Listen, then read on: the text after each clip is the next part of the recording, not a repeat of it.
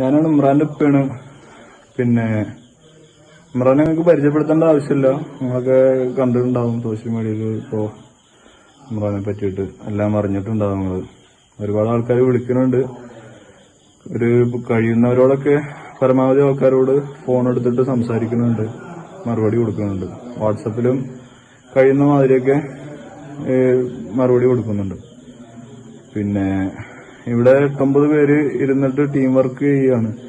ഉള്ള ഫോണും വാട്സപ്പും അതേമാതിരി സോഷ്യൽ മീഡിയയും കംപ്ലീറ്റ് കൺട്രോൾ ചെയ്യുന്നുണ്ട് കുട്ടികളിരുന്നിട്ട്. കുട്ടികളെന്ന് പറഞ്ഞു കഴിഞ്ഞാൽ നമ്മുടെ സുഹൃത്തുക്കൾ, നാട്ടുകാരായ ഒരുപാട് ആൾക്കാർ കഷ്ടപ്പെട്ടിരുന്ന് പണിയെടുക്കുകയാണ് ഈ ഒരു കുട്ടിക്ക് വേണ്ടിയിട്ട്.